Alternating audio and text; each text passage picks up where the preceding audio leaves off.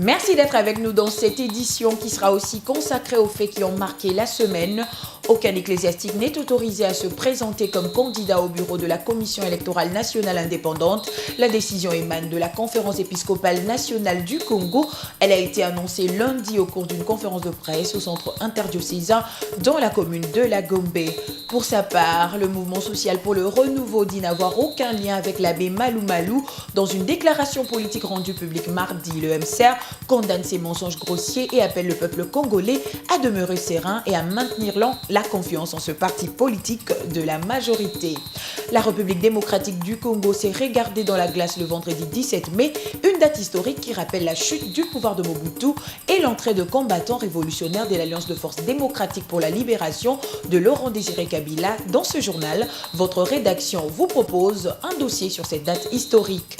Enfin, les membres du comité exécutif de l'Association nationale des anciens pratiquants de football et le public congolais sont montés au créneau samedi pour exiger le départ de Constant Omari à la tête de la Fédération congolaise de football association et pour cause, ils l'accusent de mauvaise gestion. Mesdames et messieurs, vous informer est notre devoir. Bonsoir à tous. D'abord, cette information de la province orientale. Le gouverneur Jean Bamani Saïdi poursuit avec sa tournée d'inspection dans les différents territoires de sa juridiction pour prêcher la paix. Depuis hier, il est à Djougou, un territoire du district d'Ituri en proie à l'insécurité. Le gouverneur a appelé les filles et les fils de cette partie de sa province à cultiver la paix pour les développements de leur entité. Nous dit notre envoyé spécial Monulfe Bosso. Le territoire de Djougou dans son ensemble garde encore frais les séquelles de plusieurs guerres fratricides qu'il a endeuillées. Malgré cela, il est fait état de la résilience d'un mi-temps de plusieurs cas d'insécurité qui se signalent par des assassins. Cette concordance les attribue non seulement à des manipulations de politiciens en mal de positionnement, mais également à la consommation de liqueurs fortes et autres alcools frélatés bien prisés par les ex-combattants. Le secteur de Wallenzi-Tichi, on détient le triste record. 30 cas d'assassinat sont signalés depuis le début de cette année. En outre, les conflits fonciers à la base des différentes guerres qui ont éclimé cette partie du territoire national commencent petit à petit à refaire surface. Tous ces chapelets de problèmes ont été portés à la connaissance de Jean Bamani Saïdi, qui, dans ses différents meetings tenus à Iga Barrière, Djougou, chef-lieu du territoire de même nom, Fataki a lancé un appel pressant au retour à la paix, à la coexistence pacifique entre les différentes communautés et demandé à tous de privilégier le développement du territoire. Partout où il est passé, les populations ont réservé un accueil délirant à Jean Bamani Saïdi. Le premier gouverneur a foulé le sol de Djougou et tendrement depuis 1999, date du déclenchement des différents conflits qui ont endeuillé ce coin de la République démocratique du Congo. Depuis tendrement, Monulfe Bosso pour Télétech. Merci Monulfe Bosso pour toutes ces précisions.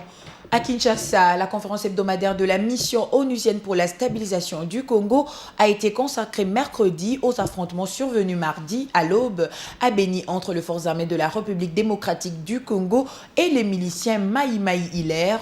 Tourny Vincent, chef de bataillon et porte-parole militaire ad intérim de la MONUSCO, confirme cette information. La mission onusienne a également annoncé la prochaine visite en République démocratique du Congo du secrétaire général de l'ONU, Mariam Boya. La situation à Béni, dans le nord Kivu, est redevenue calme après les affrontements entre les FRDC et les Maï Maï Hilaire. Ces assaillants venaient des Kalaou et Nyaleke, situés à 7 km au sud-est de Béni. Le chef de bataillon Tourny Vincent, porte-parole militaire ad intérim de la MONUSCO, calme les esprits. Le maire a été menacé ce matin, donc pas hier, ce matin il y a eu une attaque à 5h du matin contre les positions FRDC. Les Maï Maï Hilaire auraient visé cette position des FARDC pour libérer certains de leurs rebelles capturés et prisonniers dans cette position des FARDC.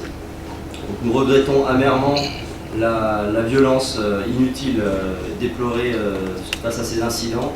Et conjointement avec les FARDC, nous sommes en train de mener des actions pour que le calme revienne dans cette zone géographique et dans la ville de Béni. Par ailleurs, le secrétaire général des Nations Unies Ban Ki-moon, accompagné du président de la Banque mondiale, effectueront du 22 au 23 mai une visite de travail en RDC.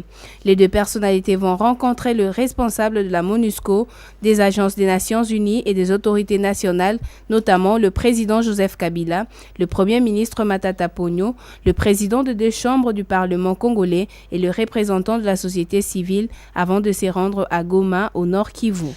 Kinshasa condamne l'attaque de la ville de Beni dans la province du Sud Kivu. Le porte-parole du gouvernement Lambert Mende Omalanga, qui tenait un point de presse, a promis que les assaillants seront présentés à la justice. Le porte-parole du gouvernement a salué les déploiements de la force internationale censée ramener la paix dans l'est du pays. Les détails dans ce reportage de Nadine Laing. 32 morts du côté des miliciens Maï-Maï et 8 dans le rang de forces loyalistes. Le bilan est lourd, certes, mais le gouvernement reste optimiste et salue la mémoire des vaillants militaires congolais qui sont tombés sur le champ de l'honneur. En des termes clairs, le porte-parole du gouvernement condamne cette attaque qui a encore une fois des plus endeuillé le pays. 7 assaillants ont été capturés et vont arriver incessamment à Kinshasa pour répondre de leur forfait.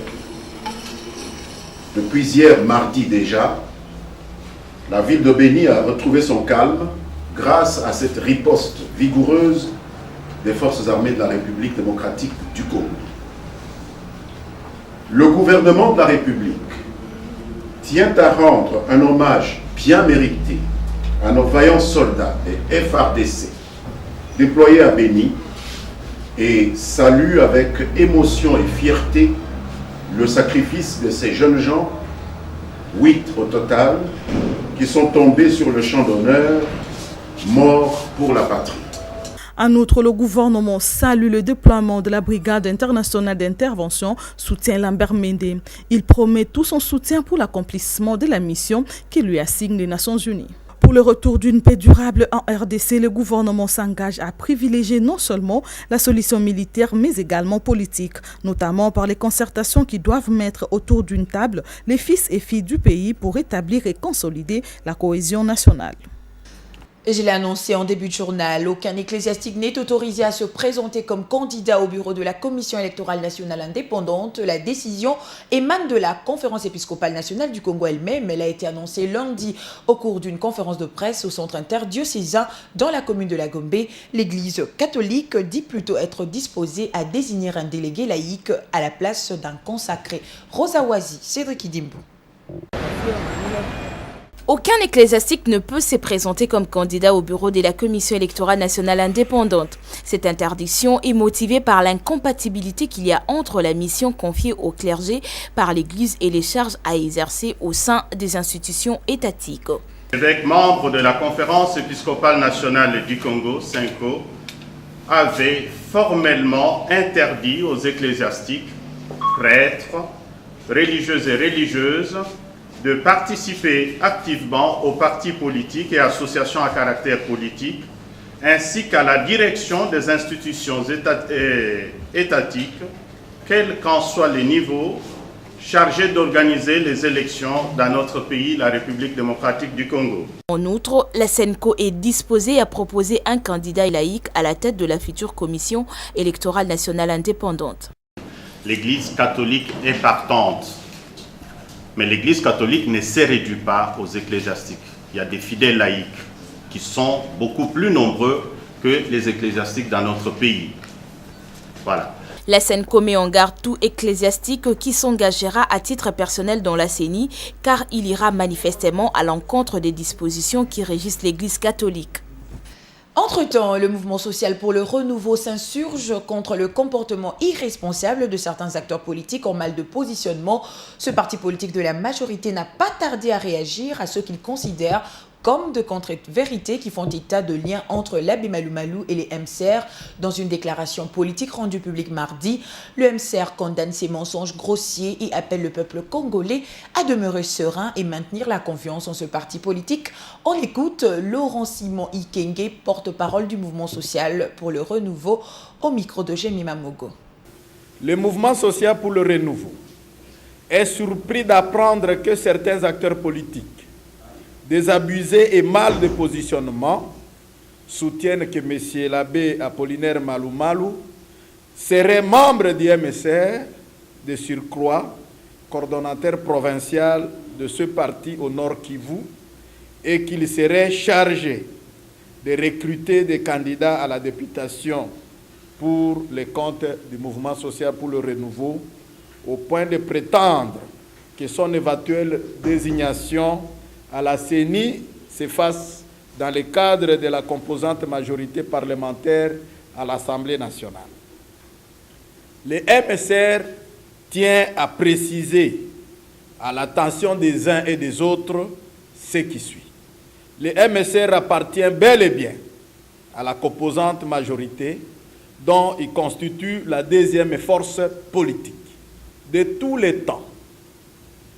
Le MSR est demeuré respectueux des principes et de la discipline interne de sa famille politique. Le MSR n'a jamais voulu interférer dans l'organisation et le fonctionnement des autres partis et structures politiques. Fort de son poids politique, le MSR entend participer de droit dans la mise en place des organes centraux de la Commission électorale nationale indépendante, CENI, pour y apporter toute son expertise. Le MSR n'a pas besoin d'utiliser des superfiges pour s'octroyer un poste indu, encore moins sous le labeur d'une autre composante. Le MSR affirme, la main sur le cœur, que le révérend abbé Apollinaire Malou Malou n'est pas et n'a jamais été membre du mouvement social pour le renouveau, ni d'une de ses composantes ou structures affiliées. Le MSR met au défi tout acteur politique de lui en prouver le contraire. Autre chose, une longévité qui ne cessera de surprendre dans les pays. 16 ans de règne sur la Banque centrale du Congo. Jean-Claude Massango Moulongo passe le flambeau avec émotion à son successeur. Il s'en va avec le sentiment du travail accompli. La remise et reprise a eu lieu jeudi au siège de la BCC en présence du ministre du Plan, Anita Luamboa Fiston-Bini.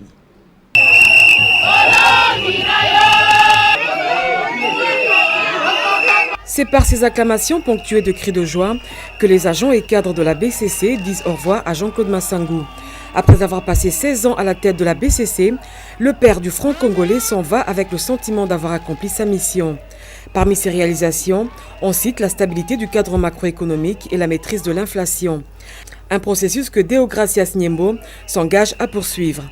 Quant à la conduite de la politique monétaire, le nouveau locataire de l'Institut de mission promet de rendre les instruments plus flexibles. Je voudrais vous assurer que je m'efforcerai d'être à la hauteur des défis qui m'attendent, pour lequel le gouverneur sortant m'a prodigué de précieux conseils. Ces précieux conseils m'aideront à poursuivre les réformes en cours et à en envisager de nouvelles, aussi bien dans les chantiers de l'Institut de mission en tant qu'entreprise que dans ceux relatifs à la sphère macroéconomique. Jean-Claude Massango ne manque pas de remercier tous ses collaborateurs pour leur soutien. Il promet également de soutenir son successeur. Je vous souhaite bonne chance. Je suis disponible à tout moment pour vous aider dans vos lourdes tâches, tout comme mes prédécesseurs l'ont été pour moi. Fort de son expérience avérée, Jean-Claude Massango Moulongo quitte la Banque centrale du Congo, mais se met à la disposition de la nation.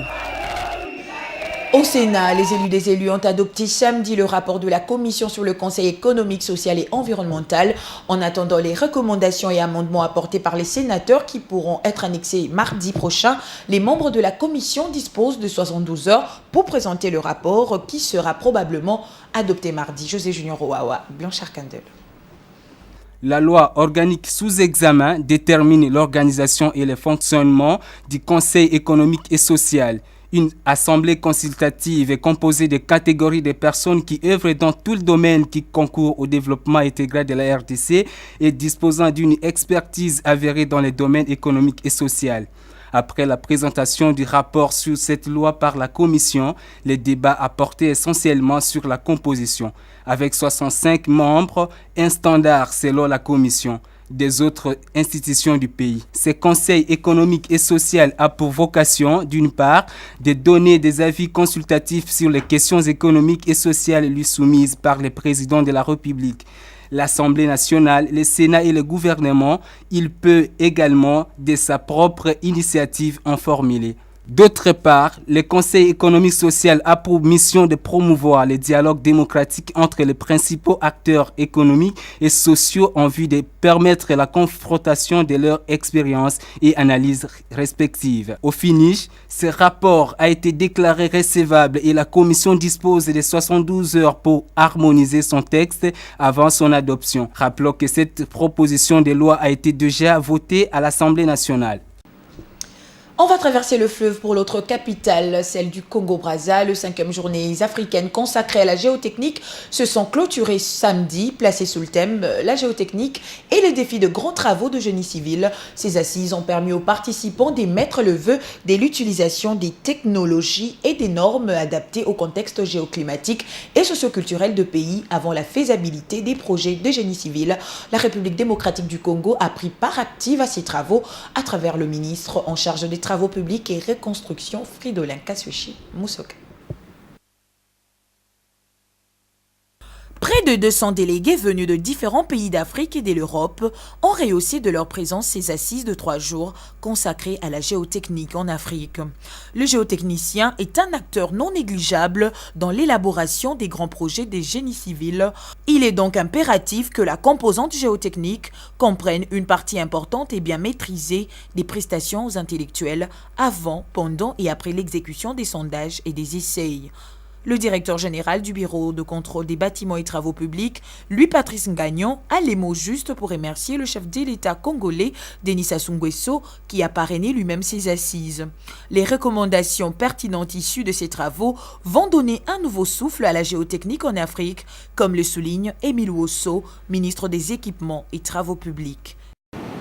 Résumant vos opinions exprimées tout au long de ces 3 journées, je retiendrai votre volonté affirmée et raffermie de faire de ces rencontres un moment de technique appliquée pour que notre discours donne lieu à des recommandations et propositions concrètes pour la maîtrise de la mécanique des sols, comme vous dites, afin que le décideur prenne les meilleures décisions de réalisation d'infrastructures durables. Fridolin Kasweshi Musoka, ministre RD congolais en charge des infrastructures et travaux publics, s'est dit heureux d'avoir participé à ces réflexions de haut niveau sur la géotechnique. Cette volonté, c'est déjà l'organisation de ces forums qui, pour l'instant, s'est fait ici en République du Congo. Et nous serons le prochain pays qui accueillera ces assises. Et je pense que c'est aussi l'engagement de toutes les structures qui accompagnent les ministères et les chefs d'État dans la construction des infrastructures de base. Et ça, on l'a senti à travers l'assiduité avec laquelle les experts ont participé à ces travaux. Les États africains ont donc tout intérêt à élargir le champ d'intervention de leurs laboratoires nationaux en leur dotant des moyens humains et matériels ainsi que d'un cadre institutionnel adapté à leur mission. Vous vous rappelez, dans la capitale, on craignait une guerre civile après les départs de Mobutu et l'entrée des soldats de l'Alliance. L'incertitude et les flous alimentaient les rumeurs les plus folles. Dieu merci, Kinshasa n'a pas été martyrisé. Ses habitants qui se rappellent ces instants uniques n'ont pas oublié non plus l'exercice du pouvoir de Laurent Désiré Kabila. À Bandalungwa, Njili et Pompage, on est unanime sur la commémoration de la journée du 17 mai. Cependant, les habitants sont très durs à l'égard du pouvoir actuel qui peine, affirme-t-il, à résoudre les problèmes sociaux de la population. Mariam Boya, Christa Agula et Dieu merci Sueka. Pompage, dans la commune de Ngaliema. Ici, la journée du 17 mai est une journée ordinaire, bien que la population de ce coin de la capitale a encore en mémoire l'entrée de l'AFDEL en 1997. Malgré cette date historique, le Congolais ne trouve pas l'opportunité de la célébrer. jour où on a l'ititimé, il y a un jour où la ministre, et la nanio député, et la nanio zainangambouana, et il y a un jour où on a compris qu'il était comme le bango, et puis il donc face à Nini, à Tika Kenya. Il y a une journée où le Bénaviso arrivé à la fenêtre, le monde de l'autre monde là, nous avons fait la Maliani. Par contre, à Tchangou, la population estime que le bilan est négatif pour la libération dans son vrai sens. La date est le 17 mai. Bon, il y a eu changement, c'est une dictature, mais c'est Nini Kabila, le père aïe, à côté, tout le monde que on peut comme kotambola mo malamu banda sala 32 ans de tozalaki okokende ville te okotambola te kaka oza kaka coincé metala lelo tokoma bien. 16 ans après, à Bandalungwa, les Kinois rencontrés se souviennent de cette date et dressent un bilan plus ou moins positif. Na ndenge tobako vivre la deuxième république tobako vivre mabe yango wana journal lelo na sepeli nango mpo eza ya malamu. Malgré cela, le Congolais garde de bons souvenirs de Mzee Laurent Désiré Kabila à travers sa devise « Ne jamais trahir le pays ». Jour des gloires quand l'Alliance de forces démocratiques pour la libération entrait victorieusement dans la capitale congolaise. C'était un samedi autour des 10 heures locales. Souvenir du mémorable événement après la fuite de Mobutu et ses hommes, étape décisive qui a signé la victoire d'un révolutionnaire et la chute du système autoritaire incarné par Mobutu. Oscar Bakandoa nous rafraîchit la mémoire à travers ce rappel historique.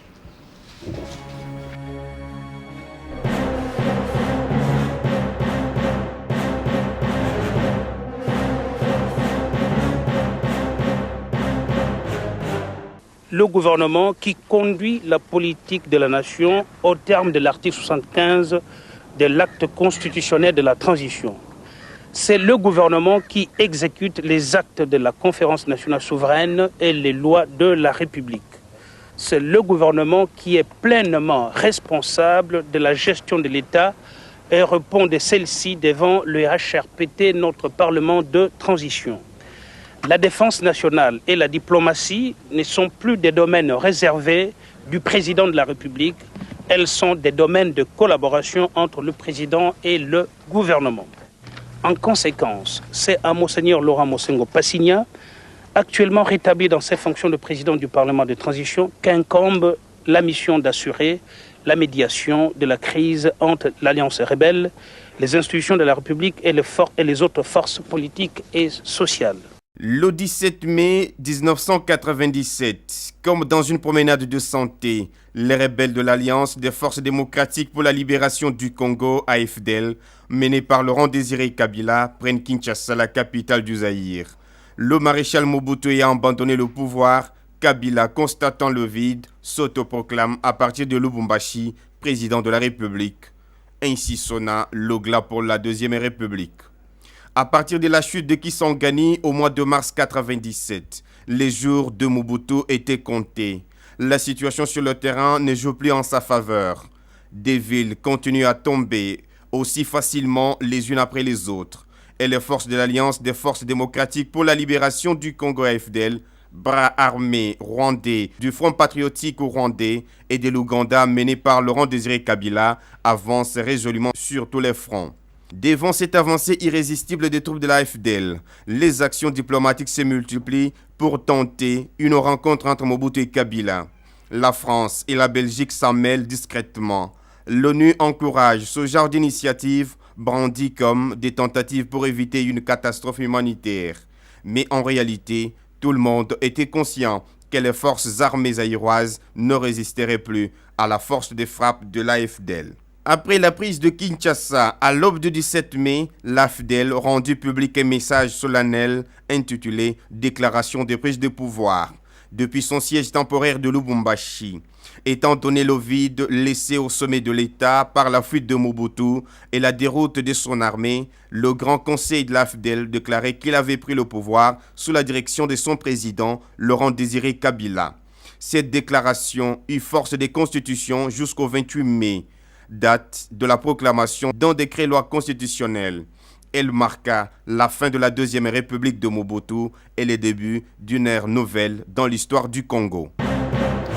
Présentation de la 3e édition du bulletin des arrêts de la Haute Cour militaire. Le ministre de l'Information présent à la cérémonie a présidé la manifestation. Il faut préciser que dès l'installation de la Cour de cassation, il sera retiré à la Haute Cour militaire et à la Cour suprême de justice. La compétence en matière d'annulation des jugements lui est choisie pour la manifestation. C'était l'Hôtel Vénus. Mariam Boya. La 3e édition du bulletin des arrêts de la Haute Cour militaire a été portée sur le fonds baptismaux par le ministre de l'Information représentant le vice-premier ministre et ministre de la Défense nationale et des anciens combattants. Je baptise le bulletin des arrêts de la Haute Cour militaire au nom de la République et au nom de la discipline qui est la mère de toutes les armées. Je lui souhaite bon vent. Et je souhaite que la riche jurisprudence qui y est contenue inspire le plus grand nombre possible de nos magistrats militaires. 2 allocutions ont marqué l'événement, celle du représentant de l'ambassadeur de l'Union européenne et celle du premier président de la Haute Cour militaire, le général Niembo. Le premier a félicité la Haute Cour militaire pour la rigueur scientifique dans ses arrêts. À son tour, le général Niembo a expliqué le pourquoi de l'option de compiler les décisions dans ces recueils appelés bulletins des arrêts. Ceci, a-t-il dit, pour permettre aux praticiens du droit de s'en imprégner. Cette publication a été saluée par 2 avocats au barreau de Kinshasa, Matete et Gombe. La disposition de l'article 149 devrait être en application avec l'article 153, devrait faire l'objet d'une grande réflexion et même que la Constitution puisse spécifier effectivement la séparation de ces 4 pouvoirs. Cette participation dans la composition de la Cour de cassation n'est pas encore effective. Nous suggérons justement cela. Pourquoi nous suggérons cela ? L'article 89, qu'a évoqué le premier président de la Haute Cour militaire, dispose seulement que la Cour de cassation est mise sur pied. Tous les dossiers de la Haute Cour militaire sont transférés à l'État, à cette Cour. Enfin, le général Niembo a précisé dès l'installation de la Cour de cassation, il sera retiré à la Haute Cour militaire et à la Cour suprême de justice la compétence en matière d'annulation. L'éducation des filles, c'est ce que veut mettre au programme l'USAID. L'agence de développement américaine souhaite que les filles aillent à l'école de manière protégée à Kinshasa ainsi qu'à Lubumbashi. Les responsables de cette structure ont été reçus par le ministre de l'enseignement primaire, secondaire et professionnel, Maker Mangoufam. Cette fois-ci, c'est le tour du gouvernement américain d'apporter son appui au secteur de l'EPSP en RDC. Objectif de Washington est de voir le gouvernement congolais améliorer les conditions de l'enseignement dans le pays. Hundreds of schools around the country, and we resolved to continue. Le ministre a dit clairement qu'il était très content des projets que le gouvernement américain finance et qui sont exécutés ici au Congo pour appuyer le domaine de l'éducation. Et nous allons continuer dans ce sens pour appuyer le gouvernement. Un geste de générosité qui ne laisse pas indifférent Maker Mwangou. Le ministre de l'EPSP au nom du gouvernement a exprimé sa gratitude. Nous sommes très contents, il y a quelque chose peut-être qu'il n'a pas annoncé, c'est qu'il va essayer de fédérer certaines puissances pour aider le Congo dans le domaine de l'éducation. Ça, c'est quand même très important. L'exécutif national est engagé à améliorer les secteurs de l'éducation afin d'offrir un enseignement de qualité et dans de meilleures conditions aux enfants de la RDC. La méthode cognitive de la lecture, c'est la fin de l'expérimentation. L'auteur de cette méthode, le professeur Badikadi Latsinga, en annonce la poursuite d'une série de leçons pour évaluer l'efficacité de cette pratique. Vendredi, les élèves de la première année primaire du complexe scolaire Source de Vie ont été à l'honneur dans la commune de Ngaliema. Les élèves de première année primaire du complexe scolaire Source de Vie ont suivi la leçon sur l'apprentissage de la lecture et de l'écriture sur la méthode cognitive de la lecture fondamentale inventée par le professeur Badikadila, dispensée par leur enseignant. Une leçon suivie de son évaluation par l'enseignant. Une méthode qui porte déjà ses fruits, les élèves étant parvenus à lire et à écrire. Les bébés, baba, bibi. Papi appetito, maman à la patate. Voilà qui fait la joie de ce promoteur d'école qui souhaite que l'initiative de Benjamin Badikadila soit vulgarisée dans tous les systèmes éducatifs du pays. Les niveau élémentaire, ils savent déjà comment lire. Et puis ça nous permet facilement de couper en syllabes et puis formuler des phrases par la suite. Vraiment, depuis que le professeur nous a fait cette méthode ici dans notre école, au niveau de l'école élémentaire, on a senti vraiment qu'il y a un changement. Pour sa part, le professeur Badikadila explique l'intérêt de cette méthode cognitive. Ce n'est pas de la magie, c'est une connaissance scientifique qui commence par montrer aux enfants comment on peut lire les lettres, les syllabes qui constituent le fondement de la lecture fondamentale. Et maintenant, nous sommes contents de constater que nos enfants de première année sont en train de lire comme vous le voyez. Selon lui, même les officiels congolais ont affirmé que ce n'est pas en première année primaire qu'il en apprend à lire. La lecture cognitive vient donc apporter un démenti aux propos véhiculés par une certaine opinion selon laquelle un enfant ne peut pas lire en première année primaire en République démocratique. Bravo pour Munga. Page sportive de ce journal, les membres du comité exécutif de l'Association nationale des anciens pratiquants de football ainsi que le public congolais sont montés au créneau hier samedi pour exiger le départ de Constant Omari à la tête de la Fédération congolaise de football association. Il accuse de mauvaise gestion depuis son arrivée à la FECOFA. Armel Langanda, Dieu merci Sueka.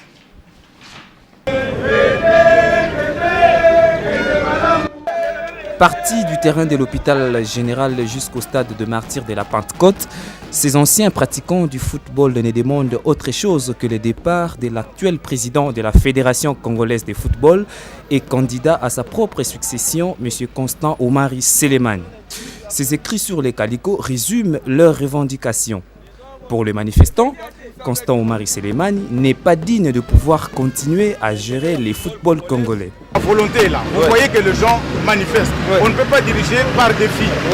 Et le résultat est là. Les éliminations en catastrophe de toutes nos équipes représentatives. Ce n'est pas une chose normale. On est désolé. Ce pays était un grand pays de football. Aujourd'hui, on est rétrogradé. Tout simplement parce que un individu a confisqué ce football congolais qui était grand. Aujourd'hui, nous ne sommes plus à la hauteur, donc il y a de quoi marcher pour manifester notre mécontentement. Au stade des martyrs, leur destination finale, un rituel pour dire non à Omari est organisé. Cela avant d'être reçu par le secrétaire général au sport, Barthélémy Okito, qui à son tour a conduit la délégation au bureau du ministre des Sports, Baudoué Banza Mokala Sungu, pour lui remettre officiellement le mémo. C'est une expression démocratique. Moi je viens, il y a un mémo, je les amène pour qu'ils déposent officiellement leur mémo. Initialement prévu pour le 24 mai prochain, l'assemblée ordinaire de la fédération qui devrait se tenir à Kindu dans la province de Maniema n'aura plus lieu jusqu'à nouvel ordre. Cela à la demande du ministère des Sports. Merci d'avoir accordé votre aimable attention à cette édition dominicale. Le reste de l'actualité sur www.lepotentielonline.com. Bonne soirée sur les ondes de la télé républicaine. Prenez rendez-vous demain 9h avec Jemima Mogo. Au revoir.